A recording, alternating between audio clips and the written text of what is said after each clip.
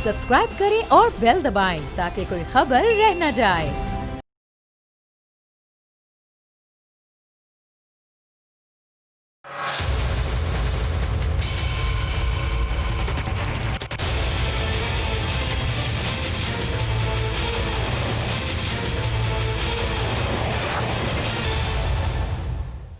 अस्सलाम वालेकुम, आप देख रहे हैं प्रोग्राम बस बहुत हो गया। मैं हूं अरबाब जहांगीर। सोग के मौके पर भी सियासत। पाकिस्तान में वैसे तो ये रिवायत है कि दुनिया से चले जाने वाले शख्स की याद में जब कोई तकरीब होती है तो वहां सियासी गुफ्तगू से परहेज किया जाता है और उस शख्स को याद किया जाता है जिसकी याद में तकरीब रखी गई हो। लेकिन कल तो इसके बिल्कुल बरक्स हुआ। बरसी बेनज़ीर की, पिंडाल लाड़काना का, अवाम आए थे बेनज़ीर के सोग पर, लेकिन हर मुकर्रर का मौजू इमरान खान और हुकूमत।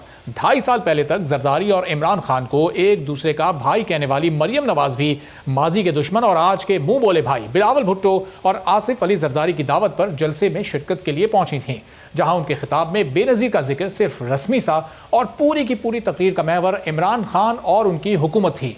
मरियम नवाज ने कहा कि वजीर आजम इमरान खान ने एनआरओ मांगने के लिए अपने मैसेंजर को जेल में कैद शहबाज शरीफ के पास भेजा, मगर उस हारे हुए और तनहा खड़े हुए शख्स को कोई एना का। क्या कहा उन्होंने, ये आप सुनिए। तो हैरानकुन तौर पर पीडीएम के सरबराह मौलाना फजलुर रहमान ने अहम मौके पर शिरकत नहीं की, लेकिन आसिफ अली जरदारी ने उनकी इस अदम शिरकत पर उनको अपने खिताब में पैगाम दे दिया। कहा कि चाहता हूं कि सब जमातें एक सोच पर आएं, मगर हम एक दूसरे को ना बताएं कि हमें क्या करना है। कुछ हमसे सीख लो, कुछ हमसे समझ लो, हो सकता है मैंने पहले किए हूं। आसिफ अली जरदारी ने क्या कहा, यह भी आप सुनिए।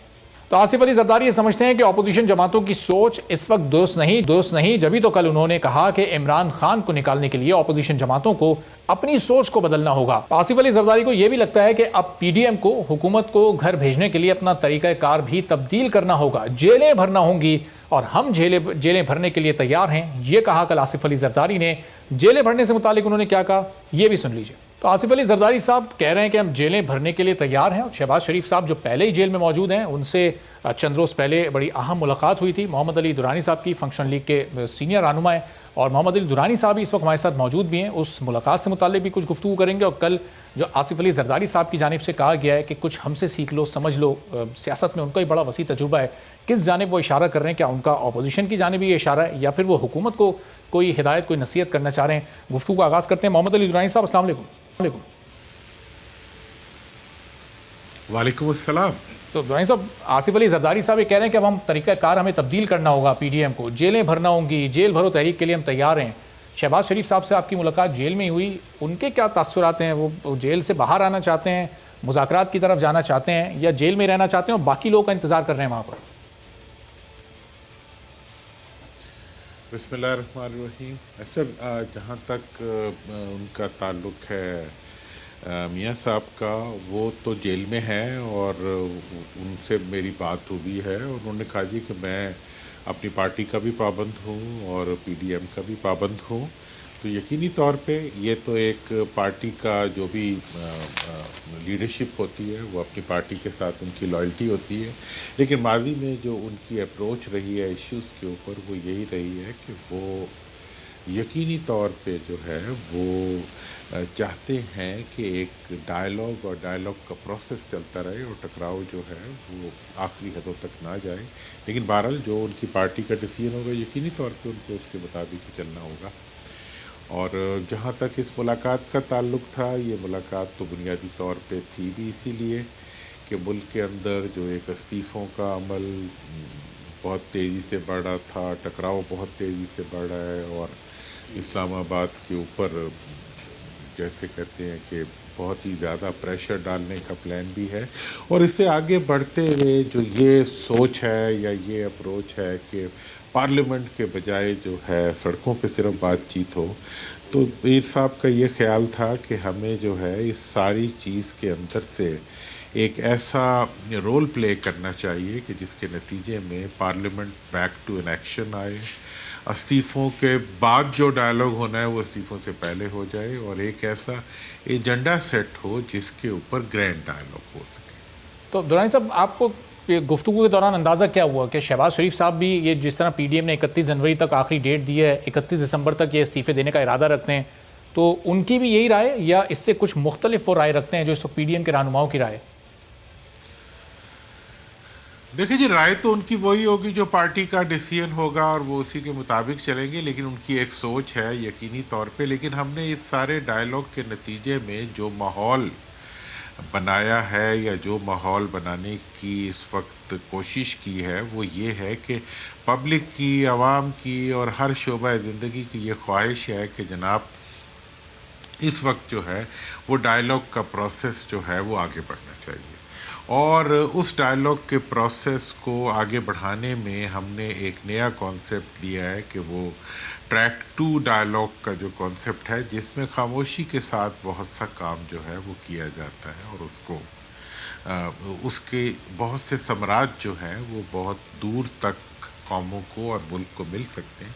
हम लोग उस पे काम कर रहे हैं। हमने हमेशा इस मुल्क के लिए जद्दोजहद की है और इस मुल्क के लिए काम किया है और अब भी जो है इसी मुल्क के लिए कर रहे हैं। हमारे भी सियासी इख्तलाफात हैं, हमारे भी सियासी रिजर्वेशंस हैं, लेकिन उसके बावजूद हम समझते हैं कि इख्तलाफात के बीच में से ही आगे बढ़ने के रास्ते निकल सकते हैं और निकालने चाहिए। लेकिन दुरानी साहब, पार्टी को इस वक्त लीड कर रही हैं मरियम नवाज़। मियां नवाज शरीफ साहब इस वक्त बाहर हैं। शहबाज शरीफ साहब से ट्रैक 2 डायलॉग का सिलसिला कैसे आगे बढ़ सकता है? वो तो खुद इस वक्त जेल में बेबस हैं, हुकूमत और नैब के रहमो करम पर हैं। वो किसी भी तरह की कोई यकीन दहानी या डायलॉग की पोजीशन में कैसे हैं? देखिए, उनका तो ये पोजीशन है ही नहीं ना। हमारा असल में वहाँ जाने से मकसद ये था कि हम ये मैसेज देना चाह रहे थे पूरी दुनिया को कि जनाब पाकिस्तान के अंदर पार्लियामेंट जो है वो अपोजिशन और हुकूमत दोनों का नाम है। अगर कोई ये समझे कि अपोजिशन को इररिलेवेंट करके पार्लियामेंट को चलाया जा सकता है तो ये एक नासमझी वाली बात है। अगर आप ये वाकई चाहते हैं कि पार्लियामेंट इनएक्टिव हो तो उसमें अपोजिशन का भी रोल होता है। इसलिए हमने अपोजिशन लीडर से मिल के इस बात को इस्टेब्लिश करने की कोशिश की और वो हुई। और अब जहाँ तक ताल्लुक़ है एक ऐसा ट्रैक 2 डायलॉग का जो मुसलसल चलता रहे और जिसके नतीजे में जो है वो मुल्क के अंदर एक ऐसा माहौल पैदा हो जिस माहौल के ज़रिए जो है आप इन स्ट्रेसेस को रिमूव कर सकें और इन मनफी जो क़ुव्वतें हैं जो इस वक्त टकराव की कैफियत पैदा कर रही हैं और बिलखुसूस इदारों के ख़िलाफ़ जो एक माहौल बनाया जा रहा है और एक मुल्क के अंदर जो है मुल्क को कमज़ोर करने वाली जो कैफियत बनाई जा रही है उसके ख़िलाफ़ एक पब्लिक जिसे कहते हैं पब्लिक ओपिनियन बिल्ड की जाए। इसमें मीडिया ने बहुत अहम रोल प्ले किया है और इसके अंदर जो बाकी मुल्क के इदारे हैं वो भी एक अहम रोल अदा कर रहे हैं। तो मैं तो ये समझता हूँ कि इस सारे प्रोसेस से जो है यकीनी तौर पर आगे बढ़ने के रास्ते मिलेंगे और अवाम जो दबाव डालेंगे लीडरों के ऊपर और अवाम की तरफ से ये बिल्टअप होगा कि भाई अगर आपने डायलॉग इस्तीफ़े देने के बाद करना है तो पहले क्यों नहीं कर लेते। ठीक है। दूसरी बात ये है कि ये मुल्क हमारा है। आज इस मुल्क को जो चैलेंजेस दरपेश हैं वो इस अमर का तकाजा करते हैं कि हम इस सारी सिचुएशन के अंदर जो है एक ऐसा लाहेअमल अख्तियार करें कि हम टकराव के बजाय मुल्क की तरक्की और खुशहाली को यकीनी बनाएं। लेकिन दुरानी साहब, कल जब मरियम नवाज़ गुफ्तगू कर रही थी तो उन्होंने तो बड़ा वाज़े अल्फाज में आपको मैसेंजर कहा कि हुकूमत ने अपना एक मैसेंजर भेजा शहबाज शरीफ से एनआरओ मांगने के लिए। तो आप हुकूमत के मैसेंजर के तौर पर क्या एनआरओ मांगने गए थे? देखें जी, मैं तो वहाँ जिस लिए गया था वो तो मैंने बता दिया और मैंने वहाँ जाके जो बातें की वो भी मैंने बता दी। और भेजा किसने था सर, ये नहीं बताया? एक बात की भी पीएमएल नहीं, मैंने बताया था कि मैं अपनी पार्टी की तरफ से गया था। ठीक है ना जी। और ये लोग हैं जो किसी के इशारे पे चलते हैं, ये खुद हैं, बल्कि ये इशारों को ढूंढते हैं सारे। ठीक है ना जी। हमें तो किसी इशारे की ज़रूरत नहीं है, बल्कि हमने तो बाकायदा तौर पे अपने पार्टी की तरफ से इस चीज़ को आगे बढ़ाया और इस चीज़ के अंदर एक माहौल पैदा किया। उनका जो मौक़िफ़ है वो इस चीज़ की निशानदेही कर रहा है कि जो ट्रैक 2 डायलॉग है वो शुरू हो चुका है और इस डायलॉग के नतीजे में अब बात जो है वो आगे की तरफ बढ़ेगी और अपनी इख्तलाफ राय को रखना ही इस चीज़ की अलामत है।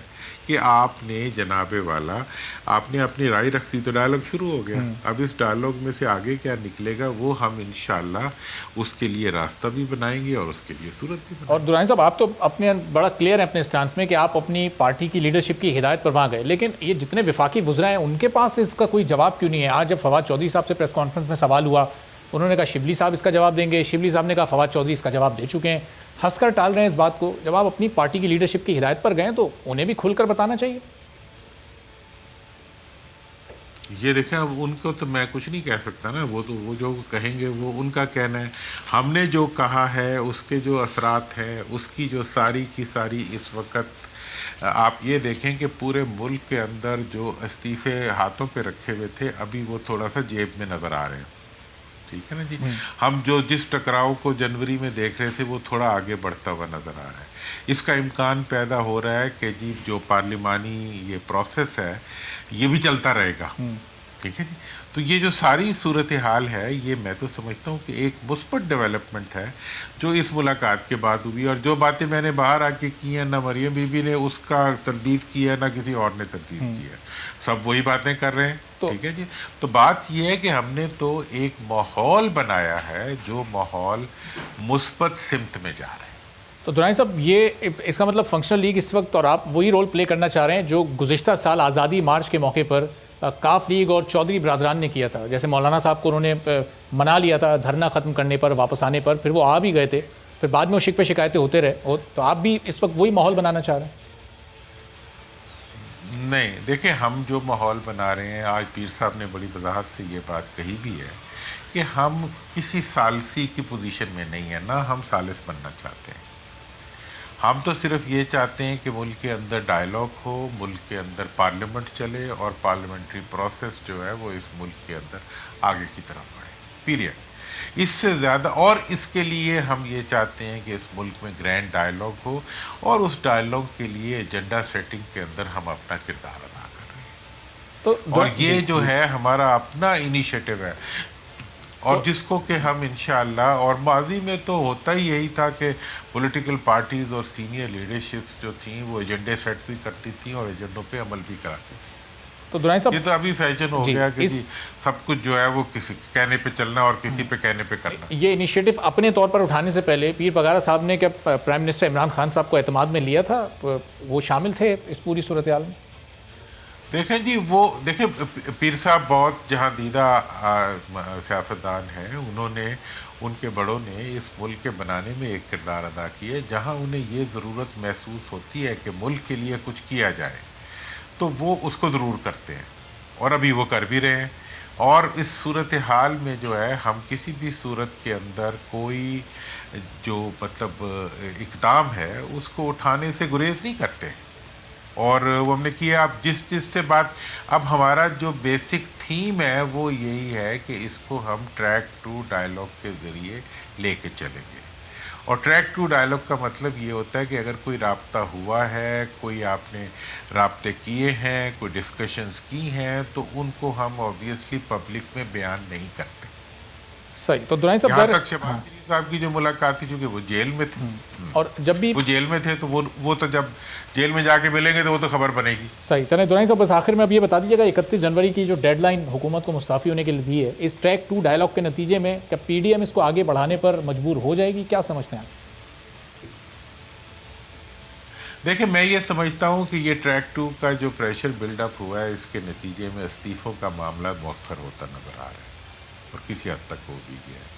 इसी तरह से पार्लियामेंट के अंदर से जो पार्लियामेंट की तरफ जाने के लिए भी अब एक कोशिश की जा रही है। तीसरी बात यह है कि जो लॉन्ग मार्चेस और बिल्कुल टकराव की कैफियत थी और सेनेट के इलेक्शंस थे, ये सब चीज़ें जो हैं, लगता है कि ये पॉलिटिकल प्रोसेस जो है ये कुछ अरसे तक आगे की तरफ बढ़ता हुआ नज़र आ रहा है। तो ये बड़ी मुस्बत डेवलपमेंट्स है इस सारी कोशिश की। बहुत बहुत शुक्रिया। मोहम्मद अली दुरानी साहब फंक्शन लीग के सीनियर रहनुमा हमारे साथ मौजूद थे और कह रहे थे कि ट्रैक टू डायलॉग का सिलसिला अब शुरू हो चुका है और इसके नतीजे में इसके असरात ये आएंगे कि जो डेडलाइन PDM की जानिब से दी गई है 31 जनवरी तक की, वो भी आगे बढ़ जाएगी और इस्तीफ़ों का मामला भी मौखर हो जाएगा। क्या वाकई PDM की क़यादत भी ऐसा ही सोच रही है? कल के जलसे के बाद तो बज़ाहिर ऐसा नहीं लगता, लेकिन अंदर की सूरत हाल क्या है जानने की कोशिश करते हैं। सरदार लतीफ़ खोसा साहब पाकिस्तान पीपल्स पार्टी के सीनियर रहनुमा हमारे साथ मौजूद हैं। खोसा साहब, बहुत शुक्रिया प्रोग्राम के लिए, आपने वक्त निकाला। दुरानी साहब अभी गुफ्तगू कर रहे थे, कह रहे थे ट्रैक टू डायलॉग जो उनकी मुलाकात हुई थी शहबाज साहब से, अब उस मुज़ाकरात का आगाज़ हो चुका है और ये जो पीडीएम ने डेडलाइन दी है ये अब आगे बढ़ जाएगी। क्या आपको भी वाकई लग रहा है ऐसा इत्तेफाक करेंगे दुरानी साहब से? जी बिल्कुल भी नहीं, इसलिए कि दुरानी साहब जिनके भेजे हुए थे उन्हें पता होगा, और दुरानी साहब ने जो जवाब बज़ाहिर दिया, उन्होंने कहा कि शहबाज शरीफ ने कहा मैं तो अंदर हूँ, मैं क्या कर सकता हूँ। तो जाहिर है जो बाहर इंचार्ज हैं इस वक्त मरियम बीबी, सीनियर वाइस प्रेसिडेंट पाकिस्तान मुस्लिम लीग नवाज, उनका बयानिया बड़ा वाज़ेह है। और वैसे भी मैं खुद मोहतरम आसिफ अली जरदारी साहब का वकील होने के नाता से जब वो जेल में थे या हॉस्पिटल में थे, तो सिवाय मेरे यानी वकीलों के और फैमिली के 3 बिलावल, बख्तावर और आसफा के अलावा किसी और से को मुलाकात की इजाजत नहीं मिलती थी। ये जाने कैसे वहां जाके किसके कहने पर गए, कैसे जेल के दरवाजे खुल गए, कैसे सुपरिटेंडेंट ने फैसिलिटेट किया, किन्होंने जो है एनआरओ मांगने की कोशिश की, ये तो दुरानी साहब ही बेहतर बता सकते हैं। तो सब पीर पगारा के कहने पे गए हैं, तो अपनी पार्टी लीडरशिप के कहने पे गए, ना वजीर आजम के ना किसी और के मैसेज पर वो गए हैं। तो बड़ा वाज़ेह उन्होंने कहा कि सिर्फ पीर पगारा साहब की हिदायत थी। अच्छा, तो फिर आप ये नहीं जानते कि पीर पगारा साहब ओपनली कहा करते थे, जो बड़े पीर पगारा साहब कैसे, मैं तो हूं ही एस्टेब्लिशमेंट का बंदा। आप ये भूल रहे हैं, फरामोश कर रहे हैं, उसी का तसलसल है ये। इसलिए पीर पगाड़ा के पसे पुष्ट कौन से अवामल कार फरमाया, ये मुझे वजाहत करने की जरूरत भी नहीं है। सारा पाकिस्तान जानता है, बच्चा बच्चा जानता है। तो बाहर का जो भी है ये आके खुल के बात करें। अगर एनआरओ मांग रही है, गवर्नमेंट मांग रही है, या गवर्नमेंट के जो है जो लाने वाले मांग रहे हैं, तो आके खुल के बात करें। देखें, दो टोक पीडीएम की क़यादत ने कह दिया, कोई बैकडोर जो है गुफ्तगू नहीं होगी, कोई चोर दरवाजे से गुफ्तगू नहीं होगी, कोई तन्हाई में गुफ्तगू नहीं होगी, जो होगी ओपन होगी, और सारे उसमें सरबराहान जो है पीडीएम पॉलिटिकल पार्टी पीडीएम की जो अपनी क़यादत है वो तो चोरी छुपे गुफ्तगू कर। कल मौलाना साहब क्यों नहीं आए, कोई वजह नहीं सामने आई। खबरें बहुत सारी आ रही हैं अंदर से, कोई अंदरूनी इख्तलाफात हो गए हैं, कोई उनके मुतालबात नहीं माने सिंध गवर्नमेंट ने, वो उनकी अदम मौजूदगी भी एक बड़ा निशान है कल के इवेंट में। वैसे हम बड़ी जल्दी हम जो है अफवाहों की फैक्ट्री और हम प्रिजम्पशंस बड़ी जल्दी क्रिएट कर देते हैं। देखिए, उनका हाई पावर्ड वफ्द आया था, और माफ कीजिएगा ये कोई पीडीएम का वो रेगुलर जलसा नहीं था, ये मोहतरमा शहीद बेनजीर भुट्टो की बरसी थी। हमने इनको मदऊ किया था, वो खुद आए या उनके जो है वफूद आए, हमने उनको इजहार यकजहती के लिए वहाँ मदऊ किया था। वो हमारे मेहमान थे, वो वफद के जरिए आए वहाँ। और मैं जाती तौर पे जानता हूँ कि मौलाना फजलुर रहमान की जितनी मोहतरम आसिफ अली जरदारी साहब के साथ जितनी गहरे ताल्लुकात हैं, वो इन छोटे मोटे तबादलों की वजह से मुतज़लज़ल नहीं होते, और ना ये बड़ी मंजिल के लिए आप छोटे छोटी रखना अंदाजियों को जो है आप उसको आयल होने देते हैं। तो आप जो मर्जी सोच लीजिएगा, मैं उसकी सोच पर तो कोई मफरूजों पर तो मैं कोई बंदिश नहीं लगा सकता। आपने कहा कि तो ज़ाहिर है हर साल ये बरसी का जलसा होता भी है, लेकिन कल वाला जलसा खास तौर पर ये बरसी का जलसा कम और वही हुकूमत मुखालिफ पीडीएम का जलसा ज़्यादा नजर आ रहा था। अगर बिलावल साहब की, जरदारी साहब की और मरियम साहबा की तकरीर को हम सुने तो। जी नहीं, मैं खुद मौजूद था। बिलावल साहब की तकरीर खालिसतन वो शहीदों की दास्तान उन्होंने दोहराई, और अपनी वालदा मोहतरमा की जो कुर्बानियाँ थी और अक़वाम के लिए, मुल्क के लिए, जमहूरियत के लिए, आइन के लिए, मोहतरम आसिफ अली जरदारी साहब ने भी जो है उसी जज्बाती अंदाज से किया। तो जाहिर है उसमें ये तो आना ही था कि हमने बीबी के मिशन का इयादा करना था। उस दिन जब आप इयादा करते हो तो पाकिस्तान को आप इस कस्बा पुरसी के आलम में नहीं छोड़ सकते। और जिन्होंने तबाही फेर दी है इस वक्त पाकिस्तान की, जिस टोले ने, उसके खिलाफ तो बात करना ही थी, क्योंकि ये बीबी के मिशन की तकमील और तसलसल और हमारी तजदीद का दिन था। तो इसलिए वो बातें वही हुई हैं जो मैं मौजूद था, मेरे सामने हुई हैं, तो इसे तो मसख ना कीजिएगा कम। तो खोसा साहब, फिर जरदारी साहब जो कह रहे थे कि कुछ हमसे सीख लो, कुछ हमसे समझ लो, शायद हमने ये काम पहले भी किए हों, ये वो किससे मुखातिब थे और किसको क्या समझाना चाह रहे थे, क्या मैसेज देना चाह रहे थे?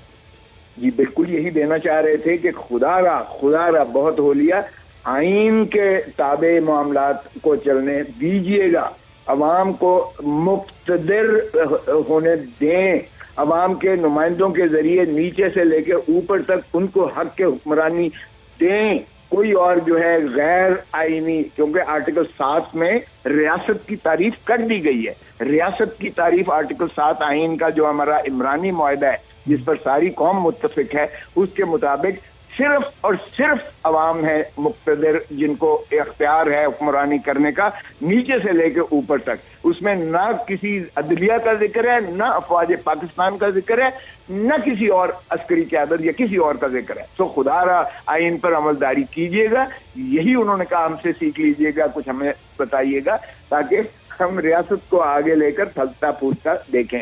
और अगर कायदे-ए-आज़म मोहम्मद अली जिन्नाह की आप तकारीर से ही सुने, जो बार बार अपने मॉडल बताते हैं और बार बार रियासत मदीना की बात करते हैं, उसमें अमानत, सदाकत और दयानत के अलावा तो और बहुत सारी चीजें होंगी, लेकिन उसकी बुनियाद और रूह ये है। इन्होंने तो उस बुनियाद और रूह को मजरू कर दिया है। ना यहाँ दयानत है, ना अमानत है, ना सदाकत है। कहते हैं 2.5 साल के बाद मुझे पता चला कि मुझे ये जो है हुक्मरानी का तो हमें तरीका ही नहीं आता था। और भाई 2.5 साल आपने मुल्क को तबाह करके उसके बाद आपने तस्लीम किया कि मुझे तो ये सदाकत का मुजाहरा तो है। 2.5 साल बाद अगर कोई शख्स सच बोल रहा है तो सदाकत का क्रेडिट तो दें उसे।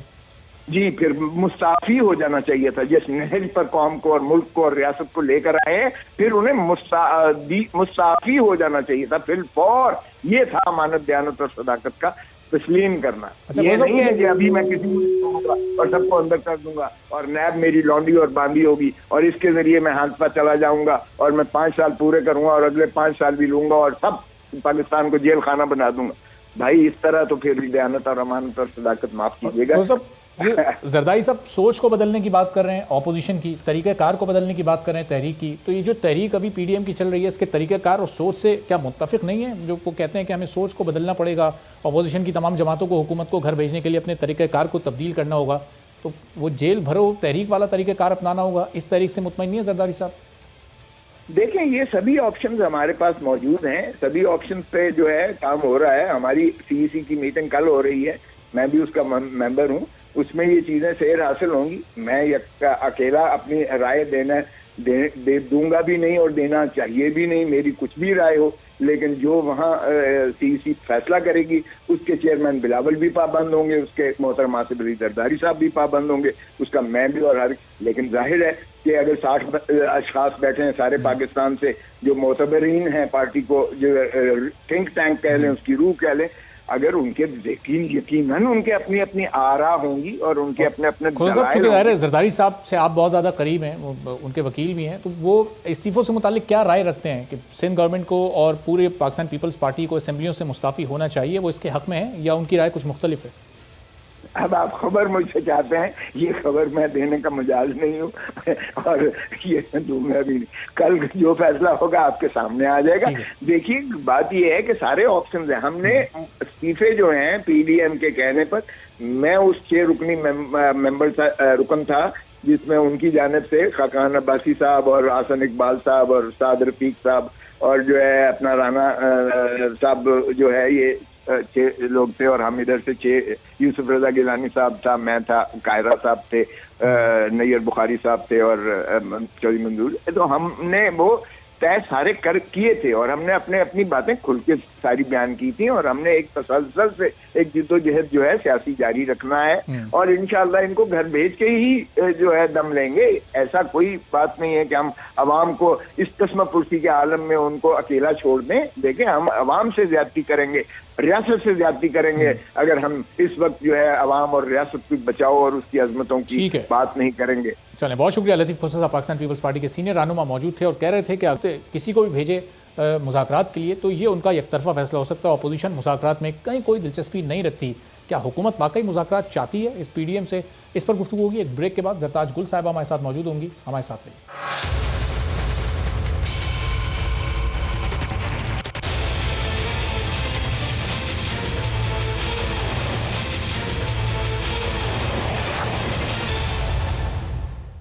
प्रोग्राम में एक बार फिर आपको खुशामदीद कहते हैं। ब्रेक से पहले पीपल्स पार्टी के सीनियर रहनुमा लतीफ़ खोसा साहब ये कह रहे थे कि हुकूमत किसी भी मैसेंजर को भेज दे, किसी भी पैगाम रसा को भेज दे और किसी के पास भी भेज दे, पीडीएम कोई एनआरओ हुकूमत को नहीं देगी और पीडीएम की क़यादत किसी मुज़ाकरात में इंटरेस्टेड नहीं है। अब हुकूमत का इस पर क्या मौक़िफ़ है?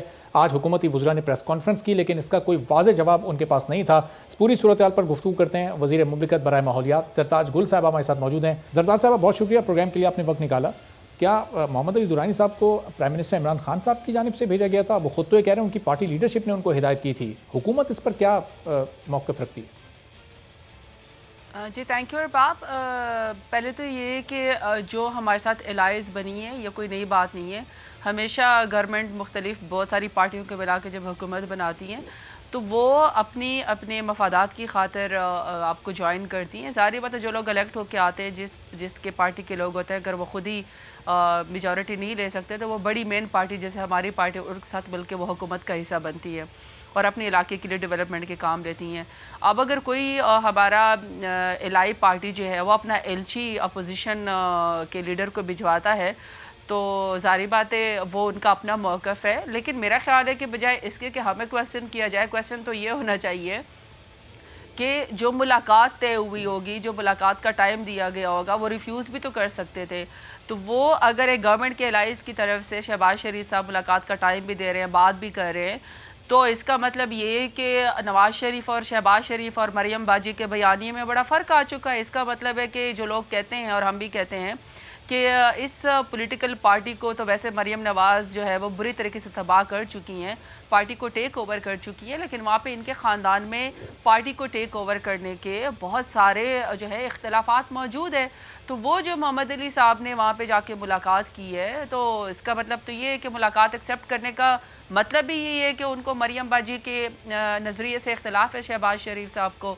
जहाँ तक आपने लतीफ़ खोसा साहब की बात की है कि जी हम एनआरओ नहीं देंगे असल में चूँकि एनआरओ इन्होंने ज़बानी कलामी नहीं, इन्होंने चूँकि एनआरओ फेटफ के बिल के टाइम पे जब 37 शिकों में नैब की 34 शिकें चेंज करना चाहते थे और उसमें बड़ी मुज़क्का खेज़ किस्म की शिकें थी जो ये लोग चेंज करना चाहते हैं। रिटन एनआरओ इन्होंने फारूक एच नाइक ने ये ड्राफ्ट किया था और पीएमएलए ने और पीपल्स पार्टी ने, और इन्होंने रिटन एनआरओ मांगा था कि भले बेशक पाकिस्तान ग्रे लिस्ट से ब्लैक लिस्ट हो जाए, पाकिस्तान के ऊपर पाबंदियां लग जाएं, सैंक्शंस लग जाए, पाकिस्तान जो है वो गुर्बत का शिकार हो जाए, लेकिन आप हमें एनआरओ दे दें ताकि, और उसकी एक एक शिक में अगर आप देखें तो मनी लॉन्ड्रिंग को बिल्कुल चेंज किया, उसके डेफिनेशन चेंज कर दी, नेप को इन्होंने टूथलेस कर दिया। उन्होंने कहा कि जी अगर आप एक एक शिक को पढ़े तो एक शिक में जरदारी साहब बचते हैं, दूसरे शिक के अंदर जो है वो खुर्शीद साहब बचते हैं, तीसरे में हमजा शहबाज बचते हैं, चौथे में नवाज शरीफ साहब बचते हैं, बल्कि वो चौथी दफ़ा के प्राइम मिनिस्टर भी बन सकते हैं।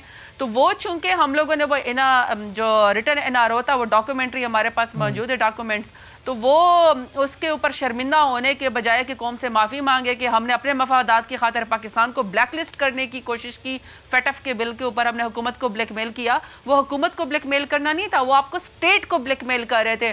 तो उसके बाद जी हम इनको एनआरओ नहीं देंगे, तो ये मज़ाक़खेज़ बात है, इनके मुँह से अच्छी नहीं लगती। ओवरलैप करने से, ये लफ्ज़ बोलने से जो एनआरओ ज़दा लोग हैं जिनको एनआरओ चाहिए उससे हकीकत नहीं छुपती है। सही, लेकिन ज़फ़्फ़ार साहब कोई भी हुकूमत का इत्तेहादी वो खुद से कैसे इनिशिएटिव ले सकता है जब हुकूमत और अपोजिशन दोनों ही मुज़ाकरात पर राज़ी ना हो? तो वो किस तरह मुज़ाकरात के लिए दोनों फरीकों को राज़ी कर सकता है? अब ये सवाल आज दोबारा इसलिए खड़ा हो रहा है चूँकि जब दोपहर में प्रेस कॉन्फ्रेंस में फवाद चौधरी साहब से, शिबली फराज साहब से ये सवाल हुआ सहाफ़ी की जानिब से, उन दोनों में से किसी ने जवाब नहीं दिया, दोनों ने हंस के टाल दिया, एक दूसरे पर डालते रहे कि शिबली साहब ने कहा फवाद साहब ने जवाब दे दिया, फवाद साहब ने कहा शिबली साहब जवाब देंगे।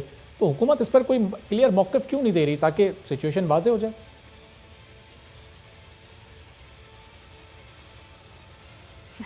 नहीं देखिए, एलाइस का तो हम नहीं उनसे वो कर सकते ना, वो इनकी अपनी पार्टियों के भी लीडरान मौजूद हैं, वो अपनी पार्टी के फैसले करते हैं। वो हमारे साथ हुकूमत में अपनी एरिया की डेवलपमेंट के लिए राज़ी हुए हैं, कोई अपना नज़रिया तो कोई नहीं छोड़ता है।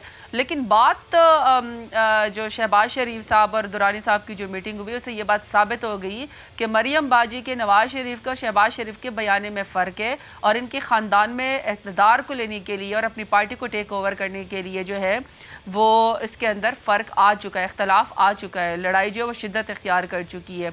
जहाँ तक हमने अब जवाब देना है, हम जो मुज़ाकरात की बात कर रहे हैं, देखिए जी, हमारा पहला वो ये है कि NRO हम नहीं देंगे, हम आपके करप्शन के केसेस ख़त्म नहीं करेंगे, हम नैब को ख़त्म नहीं करेंगे। इसके बाद आप नेशनल डायलॉग की खातिर जो हैं वो आपके पास पार्लियामेंट का फोरम मौजूद है, आपके पास अपर हाउस लोअर हाउस दोनों मौजूद है, आपके पास स्टैंडिंग कमेटीज़ मौजूद है, आपके पास स्पीकर साहब का चैम्बर मौजूद है। आए वहाँ पे मुज़ाकरात करें, आए वहाँ पे नेशनल डायलॉग करें, वहाँ पे इदारों को स्ट्रेंथन करने के लिए, वहाँ पे कानून साजी के लिए, नए इलेक्शन को फ्री एंड फेयर बनाने के लिए जो नेक्स्ट इलेक्शन होगा, और जो इदारों को मिलाइन करने के बगैर जो इदारों को स्ट्रेंथन करना है, इंडिपेंडेंट करना है, उसके ऊपर आए ज़रूर आके बात करें।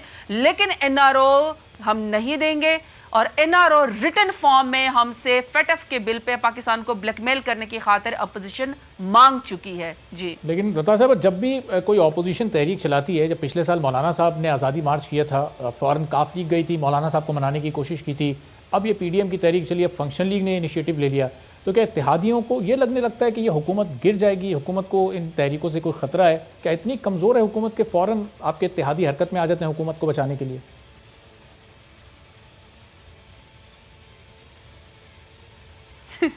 देखिए जी, मैं तो समझती हूँ कि आपके सामने ही है कि जो APDM का बयानी है उसने बेसिकली अपनी ही पॉलिटिकल पार्टीज़ को एक्सपोज किया है। देखिए सीधी सी बात है, लतीफ़े बन चुके हैं इनके जो इस्तीफ़े हैं।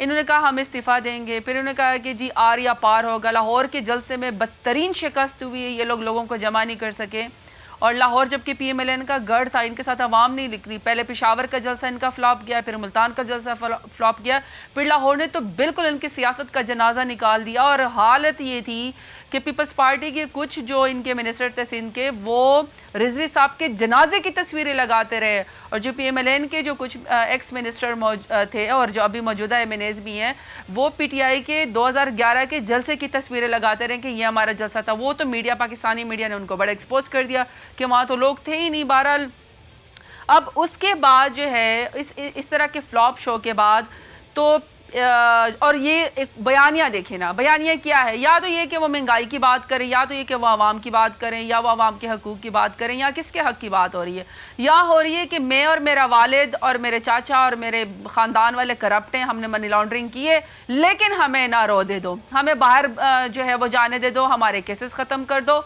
या फिर उर्दू ज़बान को बुरा कहना, या फिर एथनिसिटी फैलाना, उसमें फ़ौज को गालियाँ देना, इदारों को मिलाइन करना, कायद-ए-आज़म रहमतुल्लाह अलैह के मज़ार के ऊपर नाचना, बलूचिस्तान की लिब्रेशन की बात करना, अफ़गानिस्तान पाकिस्तान के बाढ़ की मज़म्मत करना जो बॉर्डर है, और स्टेट अबाउट द स्टेट इदारों को, पाकिस्तान फ़ौज के ख़िलाफ़ गलत बातें करना।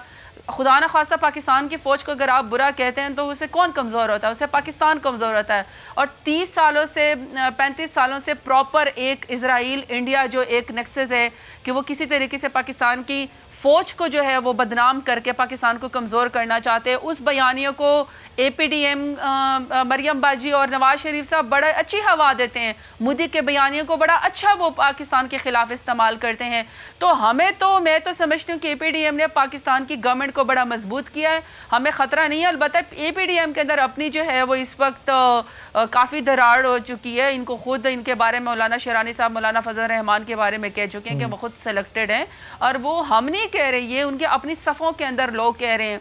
लेकिन फिर तो वहाँ पे हमारे एलाइस का किसी से मिलने के ऊपर तो कोई पाबंदी नहीं है। एलाइस का मतलब ये तो नहीं है कि वो हमारी पार्टी के अंदर शामिल हो गए, हुकूमत में ज़रूर शामिल हो गए, लेकिन इन पार्टी का अपना एक अलग से नज़रिया और अपनी फिलॉसफी तो ज़रूर मौजूद है। ठीक है, चलो ज़रदार साहब, अगर हुकूमत इस तहरीक से कोई दबाव महसूस नहीं कर रही, तो आज जो इजलास हुकूमती और पार्टी तर्जुमानों का चेयर किया प्राइम मिनिस्टर ने, उसमें वो ये क्यों हिदायत दे रहे हैं कि मौलाना फजल रहमान ने जो असासे बनाए, कैसे बनाए, कितने बनाए, उसको अब आप लोग उससे आवाम को आगाह करेंगे? तो इदारों का काम है, इदारों को करने दें। ये जो आप लोग आकर स्टैटिस्टिक्स बताते हैं, क्या ये इदारे आपको फराहम करते हैं? और ये अपोजिशन लीडर्स की करप्शन से मुतालिक चीज़ें बताना, ये पार्टी तर्जुमानों, हुकूमती तर्जुमानों का काम होना चाहिए, या ये इदारों का काम है कि वो इसको इन्वेस्टिगेट करें, जब कुछ साबित हो जाए फिर अथेंटिक और मुसद्दिका चीज़ें आवाम के सामने लाई जाएँ?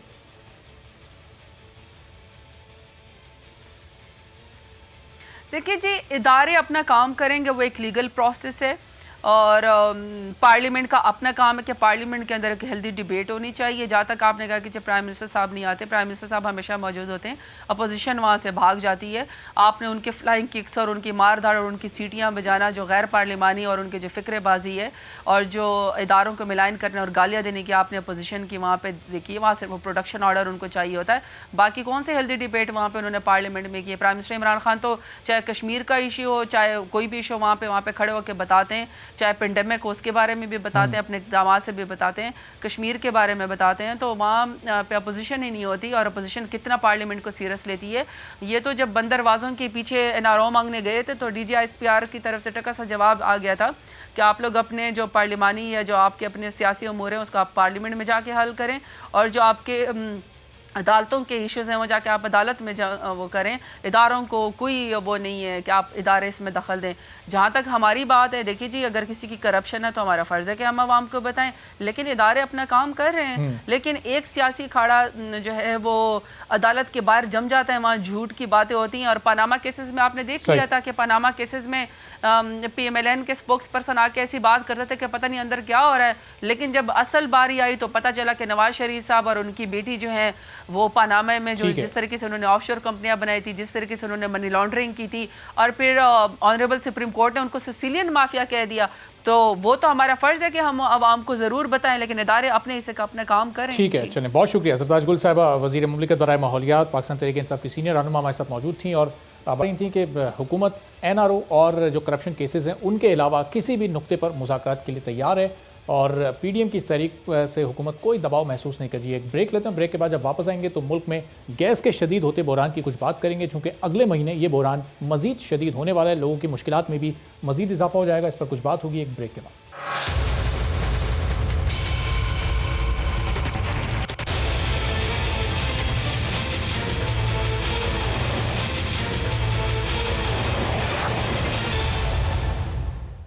प्रोग्राम में एक बार फिर आपको खुशामदीद कहते हैं और वही हो रहा है जिसका खदशा था। मुल्क में गैस का शदीद बहरान आने वाला है। जनवरी में गैस बहरान में शिद्दत आने का खदशा है। हुकूमत को पता था कि सर्दियों में गैस की तलब बढ़ जाती है, मगर इसके बावजूद वक्त पर फैसले नहीं किए। ना ही नए LNG टर्मिनल लगे और ना ही गैस पाइपलाइन पर काम शुरू हुआ और देर से महंगी LNG खरीदी गई और जनवरी के लिए LNG महंगी होने के बावजूद पूरी नहीं मिली। इसलिए जनवरी में गैस का बहरान मजीद शदीद होगा।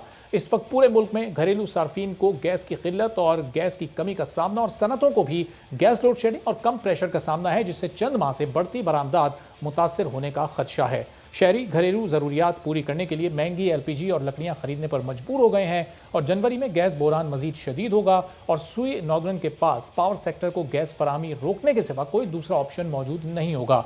हुकूमत जनवरी में हफ्ते में एक दिन एक्सपोर्ट इंडस्ट्री को LNG की फराहमी भी मुअत्तल कर सकती है और हुकूमत ने महंगी LNG रेट के बाइस जनवरी के लिए LNG के 3 कार्गो नहीं लिए और हुकूमत ये कोशिश कर रही है कि दिसंबर के आखिर में आने वाले LNG के कार्गो को जनवरी में शिफ्ट कर दे ताकि गैस की कमी पर किसी हद तक काबू पाया जा सके। खबरें ये भी हैं कि हुकूमत कतरी हुकूमत से भी LNG के हवाले से बात कर रही है। इस पूरी सूरत हाल पर गुफ्तगू करते हैं। शहबाज इस्लाम साहब सुई सदर्न गैस कंपनी के तहत मौजूद हैं।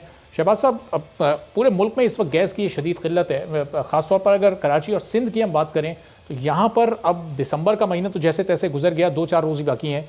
जनवरी में क्या ये बहरान मजीद संगीन हो सकता है, मजीद शदीद हो सकता है, दिसंबर से भी ज़्यादा सख्त हो सकता है जनवरी का महीना? देखिए, एज ऑफ टुडे तो ये कहना कि बहुत शदीद किल्लत है वो गलत है। मैं आपको एग्जैक्ट फिगर्स बता देता हूँ। इस वक्त मेरी लाइन पैक जो है वो कोई 2060 है MMCFD, जो कि नॉर्मली अगर मुझे 1950 हो तो मुझे परेशानी होती है, लेकिन मेरा इस वक्त 2060 है। जहाँ पे इस वक्त कराची में डिफेंस में और लियारी में थोड़ी प्रॉब्लम आती है, तो मैं आपको ये भी बता देता हूँ कि काला पुल जहाँ से बेसिकली मैं डिफेंस को देख रहा होता हूँ, वहाँ इस वक्त 33 MMCFD है और 30 नॉर्मल होता है। और इसी तरीके से ज़ियाउद्दीन में मेरा कोई 12 PS लाइन पैक है, जबकि 10 मुझे नॉर्मल होना चाहिए। तो इस वक्त तो दिसंबर में इस वक्त जहाँ इस वक्त 28 तारीख को खड़े हैं, तो इस वक्त तो मेरे पास गैस की प्रॉब्लम नहीं है। अच्छा, कराची में जनवरी में गैस की पूरे मुल्क में थोड़ी सी गैस की शॉर्टेज होगी, जिसके लिए गवर्नमेंट ऑफ पाकिस्तान ने मिनिस्ट्री ने हमें एक गाइडलाइन क्लियरली दे दी है। उसके हिसाब से डोमेस्टिक कस्टमर में किसी किस्म की गैस कर्टेलमेंट नहीं होगी। जो एक्सपोर्ट ओरिएंटेड इंडस्ट्री है उसमें और उनकी जो कैप्टिव है उसमें नहीं होगी। अगर कभी जरूरत पड़े तो एक दिन के लिए होगी, वरना नहीं होगी। अगर जरूरत पड़ेगी तो हम जनरल इंडस्ट्री जो नॉन एक्सपोर्ट है उन पे हम वीक में एक दिन की करेंगे, जो कि हम नॉर्मली करते हैं, और सीएनजी सेक्टर में जहां पे जब जरूरत पड़ेगी तो वहां करेंगे। सो शहबाज साहब, ये जो फिगर्स आप बता रहे हैं कि अभी तो मुनासिब मिकदार में ये गैस मौजूद है, लेकिन लोगों को मुश्किलात आ रही हैं, सारा सारा दिन गैस नहीं होती। ज़ाहिर आपकी जहाँ जिस इलाके में रिहाइश होगी वहाँ भी सूरत हाल इससे कुछ मुख्तलिफ नहीं होगी, तो फिर ये क्यों आ रही है? कहीं पूरा पूरा दिन गैस नहीं है, कहीं रात में भी गैस नहीं आ रही है, कुछ इलाकों में बहुत ही कम किसी किसी वक्त आ रही है तो प्रेशर बहुत कम आ रहा है। फिर ये क्या वजूहत हैं इसकी? जी, मैंने आपको अर्ज किया ना कि ये तो मेरे पास फिगर्स मैं आपको बता रहा हूँ। तो ये तो वो फिगर्स हैं जो कि मेरे पास मौजूद है। बाकी जो बातें आपने कही, देखिए हमें प्रॉब्लम है, जैसे मिसाल के तौर पर डिफेंस में चूंकि पाइपलाइन हम वहाँ पे अभी एक हम रिहैबिलिटेशन पे काम कर रहे हैं, वहाँ पाइपलाइन नहीं बिछा रहे हैं। डॉलमेन के पास आपने बड़े बड़े पाइप देखे होंगे, जो वो बिछ जाएगा तो जो प्रेशर के इशू हैं टेल एंड पे वो सॉल्व हो जाएंगे। तो जनरली हम इसी तरीके से हम लियारी में भी काम कर रहे हैं, इसी तरीके से हम साइट में भी काम कर रहे हैं। अच्छा, तो शहबाज साहब, अच्छा सलीम उज़्ज़मा साहब भी काटी के सदर ज्वाइन कर चुके हैं, मैं उनकी तरफ भी जाते हैं। लेकिन शहबाज साहब, फिर आप सीएम सिंध ने आज खत क्यों लिखा है फिर प्राइम मिनिस्टर को कि जी सिंध को उसके 80 की गैस नहीं मिल रही और यहाँ का कोटा कानून के मुताबिक बढ़ाया जाए? फिर ये शिकायत सिंध क्यों कर रहा है विफाक से, जब यहाँ देखिए ये मेरी जुरिस्डिक्शन नहीं है, बिकॉज गैस की सप्लाई जो है वो फेडरल गवर्नमेंट का है। हम उसमें हमारी कोई से नहीं होती। सो ये हमें तो जो गैस मिलती है उसके हिसाब से हम उसको मैनेज करते हैं, और उस मैनेजमेंट का भी तरीका हमें गवर्नमेंट ऑफ पाकिस्तान बता देती है, हम उसी तरीके से मैनेज करते हैं। तो ये वाला जो सवाल है ये मेरी जुरिस्डिक्शन नहीं है कि मैं इसका जवाब दूं। सही, चलें अब वो जो डिमांड और सप्लाई का जो इशू है उस पर मैं आपसे सवाल करता हूँ, लेकिन ज़रा सलीम उज़्ज़मा साहब को भी ज्वाइन इसमें करवा लें, गुफ्तगू में शामिल कर लें। सलीम उज़्ज़मा साहब, ये बताइएगा कि इंडस्ट्रीज़ को भी इस वक्त उसी तरह जैसे घरेलू सार्फिन परेशान हैं, घरों में गैस नहीं आ रही, उसी तरह से आपके कारोबार पर भी असर पड़ रहा है और इस वक्त मुश्किलात को फेस कर रहे हैं आप भी? जी, थैंक यू। देखिए, गैस के जो हमें प्रेशर के इश्यूज़ हैं वो कुछ जगहों पे आ रहे हैं, और अभी पिछले 2 दिन से तो सूरत हाल थोड़ी प्रेशर की बेहतर है। लेकिन पिछले 2 दिन पहले सेक्टर 15 के अंदर काफ़ी कंप्लेंट्स थी गैस प्रेशर की। इसके अलावा सेक्टर 7A के अंदर कुछ काम चल रहा है, वो काफ़ी अरसे से काम चल रहा है, उसकी वजह से प्रेशर के इशूज़ हैं। लेकिन अभी जो सबसे ज़्यादा एक अलार्मिंग सिचुएशन हुई है वो जब हमें सुई गैस कंपनी की तरफ से एक लेटर मौसूल हुआ जिसमें उन्होंने नॉन एक्सपोर्टिंग इंडस्ट्रीज़ को कहा है कि कैप्टिव पावर की अपनी जो कंजम्पशन है उसको 100% रिड्यूस कर दें यानी ख़त्म कर दें। तो अगर ये सूरत हाल बनती है तो यकीनन ये बहुत अलार्मिंग सूरत हाल होगी, और कैप्टिव पावर जो इंडस्ट्रीज़ यूज़ कर रही है वो उसमें फार्मास्यूटिकल इंडस्ट्रीज़ भी आती हैं, उसमें और कंपनीज भी आती हैं जो यहाँ पे लोकल ज़रूरियात के सामान मैन्युफैक्चर कर रही हैं। तो अगर उनकी प्रोडक्शन बंद होती है तो यकीनन ये एक बड़ा माशी एक इससे बहरान पैदा हो जाएगा। और सलीम उज़्ज़मा साहब, जब ये ज़ाहिर है गैस की इस लोड शेडिंग का आपको सामना करना पड़ता है, तो फिर आप ऑल्टरनेट फ्यूल पर जाते हैं या फिर गैस को आप वैसे ख़रीद कर इस्तेमाल करते हैं, तो फिर आपकी जो कॉस्ट ऑफ प्रोडक्शन है वो भी बढ़ जाती है, प्लांट्स वगैरह आपके डिस्टर्ब होते हैं इससे?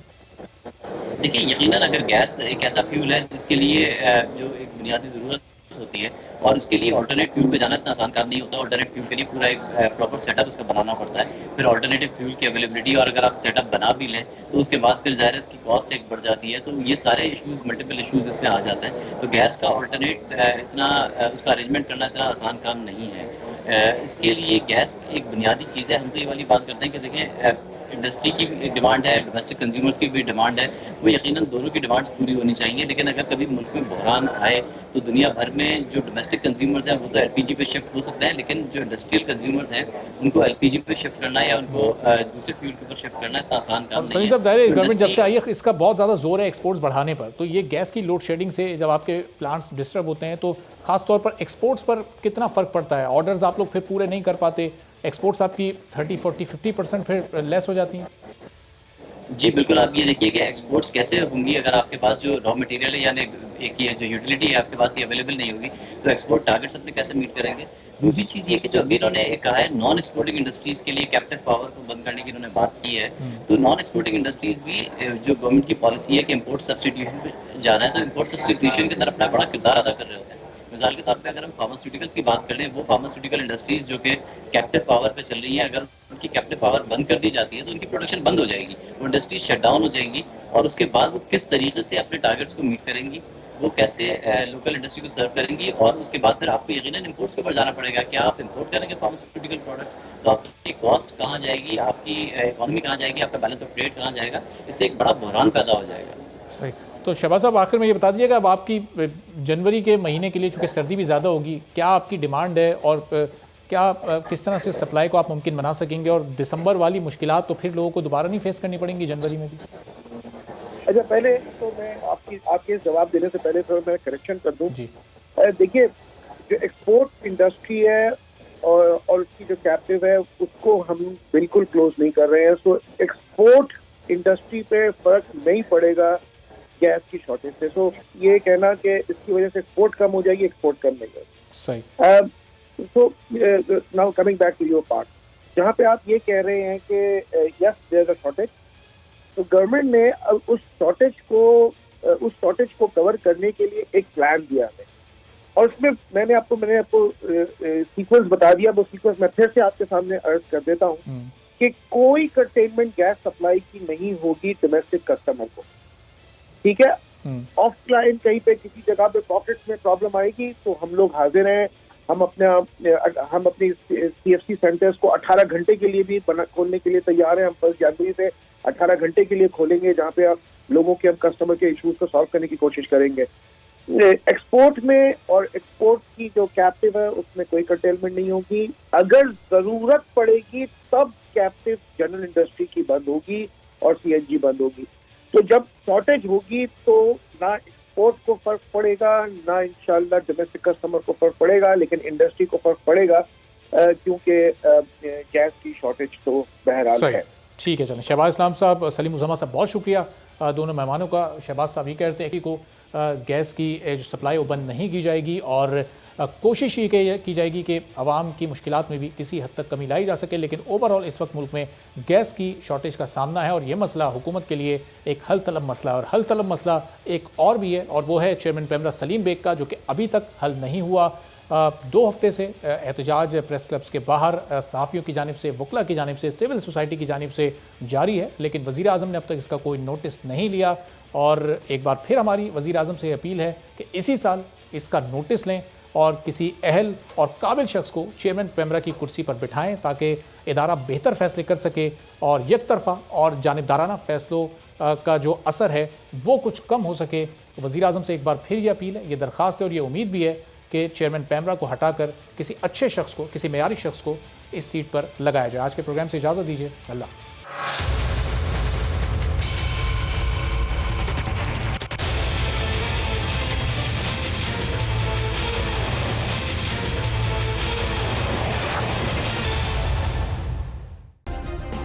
सब्सक्राइब करें और बेल दबाएं ताकि कोई खबर रह न जाए।